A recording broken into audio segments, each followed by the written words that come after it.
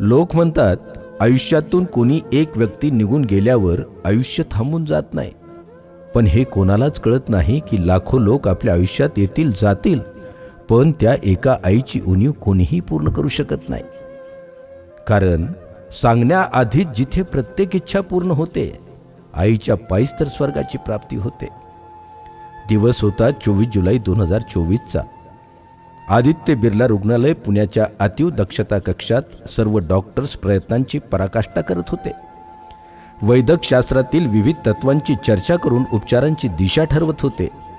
पुत्र किरण, किशोर, कुलदीप आणि कपिल भरल्या डोळ्यांनी थरथरल्या मनानं हे सर्व पाहत होते. रथेश, ऋत्विक, यश, पार्थ व सार्थ ही नातवंड काहीतरी विपरीत घडतंय या जाणीवानं पूर्ती गोंधळून गेलेली होती. लेकी समान सुना सौ नीता, सौ आर्था, सौ शिल्पा व सौ अंजली यांचं मन अनामिक भीतीनं गलितगात्र झालेलं होतं. तर दिशा आणि श्रेया घराच्या दरवाजाकडे टक लावून पाहत होत्या, आपल्या आजीची वाट पाहत होत्या. तर सुदर्शन मामा जिनेंद्र प्रभूंच्या चरणी माझ्या आईसारख्या बहिणीचं सुदर्शन होऊ दे अशी प्रार्थना करत होता. परंतु एक व्यक्ती ज्यानं अवघं आयुष्य सोबत केले, गेल्या 33 वर्षापासून पर्युषण पर्व व 3ही अष्टानिकांच्या पवित्र पर्वात विविध सिद्धक्षेत्र अतिशय क्षेत्रावर जाऊन पंचमेरू व्रत, रत्नत्रय व्रत, दशलक्षण पर्वाचे पूजन इत्यादी सोबतीनं केलं. 1967 पासून संसाराचा गाडा हाकताना वटवृक्षाच्या सावलीसारखी साथ देणाऱ्या आपल्या धर्मपत्नीकडे मनात आठवणींचं काहूर घेऊन दुःखाच्या वादळाला शमवत शांत चित्तानं बघत होते ते आदरणीय नाभिराजजी मास्ट. 9 ऑक्टोबर 1950 रोजी श्री नानासाहेब व कावेरीबाई कंदी यांच्या येथे जन्म घेतलेल्या विजयाचं 3 जून 1967 रोजी परसोबा मास्ट यांचे चिरंजीव नाभिराज यांच्या जीवनात जीवनसाथीच्या रूपानं आगमन झालं आणि त्या झाल्या सौभाग्यवती विजयमाला नाभिराज मास्ट. शिक्षण क्षेत्रातला कर्मयोगी म्हणून ओळख असणाऱ्या नाभिराज यांच्या कुटुंबाची परिस्थिती बेताचीच. परंतु विजयमाला यांनी खचून न जाता अत्यंत परिश्रमानं कुटुंबाची घडी सुव्यवस्थित करण्याचा प्रयत्न सुरू केला.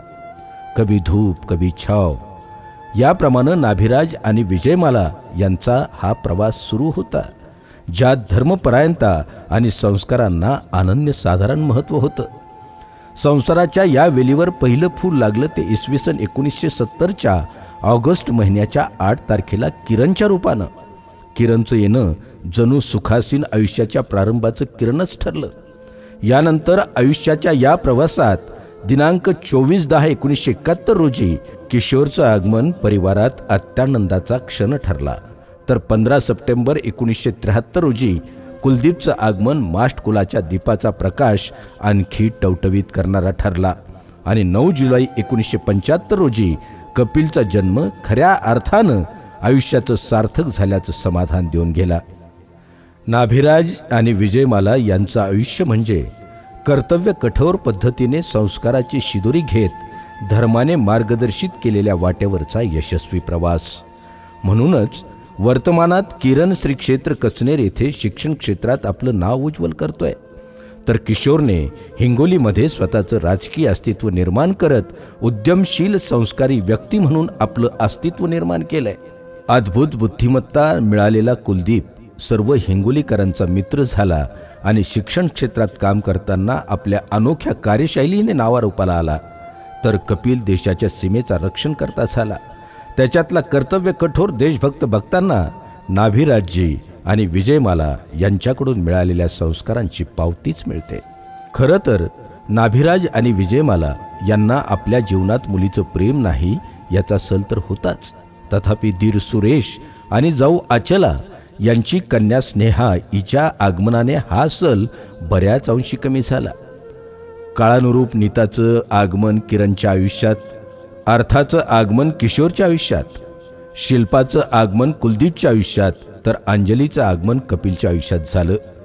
या चौघी मास्ट परिवारात स्नुषेच्या रूपानं आल्या आणि आपल्या सेवाभावानं नाभिराज आणि विजयमाला यांच्या मुली कधी झाल्या कळलंच नाही. रथेश, ऋत्विक, यश, पार्थ, सार्थ, दिशा आणि श्रेया या नातवंडांची मस्ती, त्यांचा गोंगाट, त्यांच्यातली लुटुपुटीची भांडणं, त्यांच्यातला शिक्षणाचा तरबेजपणा, मास्ट परिवाराच्या संस्कारांची त्यांच्या ठायी असलेली झालर, मास्ट कुटुंबाच्या धर्मपरायण सुखी समृद्ध कुटुंबाचा परिचयच म्हणावा लागेल. विजयमालाने किरणच्या शिक्षणासाठी आपल्या हातातील तोडलेल्या पाटल्या, शिलाई मशीनवर काम करून अर्थार्जन करणारी विजया आणि कांडप मशीनवर हळदी मिरची मसाला दळणारी आई अनोखीच. इयत्ता 10वीपर्यंत शिक्षण घेऊन आपल्या परिवाराच्या सुखाचा मार्ग प्रशस्त करणाऱ्या विजयमालाच्या चेहऱ्यावरच्या हास्याची छटा कधीही कमी झाली नाही हे विशेष. त्यांच्यातली धर्मपरायणता आणि त्यांचा धर्मासाठीचा दातृत्वभाव अतुलनीयच. गेल्या 57 वर्षापासूनचा प्रत्येक क्षण नाभिराजी यांच्या डोळ्यासमोर होता. मन हेलावलेलं होतं, परंतु धर्मसंस्कारांनी दिलेल्या संदेशांचं पालन करताना ते रुग्णालयाच्या अतीव दक्षता कक्षात दिसत होते. त्यांनी धार्मिक मंगलाष्टके म्हटली, नेहमीप्रमाणे विनयपाठ म्हटला, देवगुरुशास्त्राची भावपूजा भाववंदना केली, 24 तीर्थकरांना भावार्घ्य समर्पित केले, महार्घ्य दिला, आरती केली. विजयमाला यांच्या आवडीचं मंत्र जपो नमोकार मनवा, मंत्र जपो नमोकार हे भजन अगदी त्यांच्या पद्धतीनं गाऊन ऐकवलं आणि त्यानंतर संबोधन द्यायला सुरुवात केली. नाभिराजी यांचा आपल्या धर्मपत्नीशी शेवटचा संवाद असा होता. ते म्हणत होते, ही तुझी शेवटची परीक्षा आहे.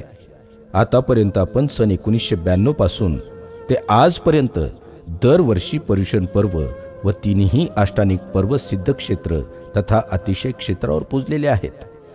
या पर्व काळात पंचमेरू व्रत, रत्नत्रय व्रत, दशलक्षण व्रतचे पूजन व्यवस्थितपणे सोबत असलेल्या मंडळीसह उत्साहाने पूर्ण केले.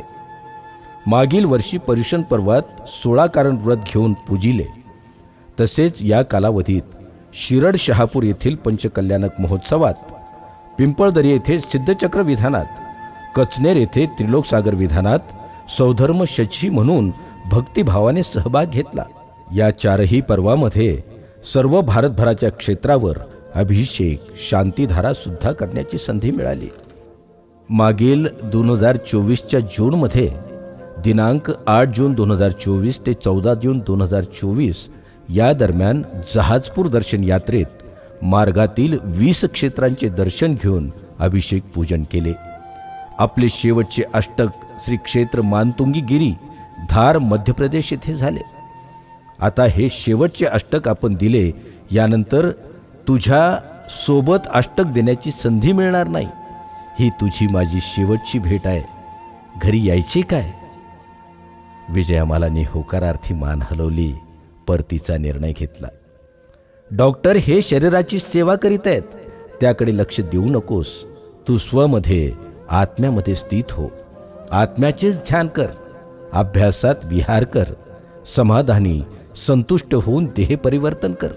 शेवटच्या समयापर्यंत मनातल्या मनात ध्यान जप चालू ठेव, असे आदरणीय नाभिराजी त्यांना म्हणत त्यांच्या कपाळावर हात ठेवत होते. रात्री 10 वाजता भर पावसात सर्वांनी दवाखाना सोडला. पुणे, चाकण, भोसरी, नारायणगाव मार्गे येताना आळे फाट्याच्या पुढे सौभाग्यवती विजयमाला यांनी प्राणत्याग केला. सकाळी 8 वाजता हिंगोलीत पोचलो. हिंगोलीत पोचल्यानंतर विजयमालाच्या चेहऱ्यावरचं प्रसन्नतेचं तेज बघण्यासारखं होतं. शेवटच्या परीक्षेत उत्तम रीतीने पास झाल्याची जणू ती पावतीच होती. दिवस होता 25 जुलै 2024चा. शेवटी आठवते ती माधव जुलियन यांची कविता. प्रेम स्वरूप आई, वात्सल्य सिंधू आई, बोलावू तू जाता मी कोणत्या उपायी. नाही जगात झाली आबाळ या जीवाची, तुझी उणीव चित्ती आहे तरीही जाची. चित्ती तुझी स्मरेना काहीच रूपरेखा, आई हवी म्हणून सोडीन जीव हे का. ही भूक पोरक्याची होईन शांत आई, पाहून या दुजांचे वात्सल्य लोचन नाही. वाटे इथून जावे तुझ्यामुळे निजावे, नेत्री तुझ्या हसावे चित्ती तुझ्या ठसावे. घे जन्म तो फिरुनी, येईन मीही पोटी. खोटी ठरो ना देवा, ही एक आस मोठी.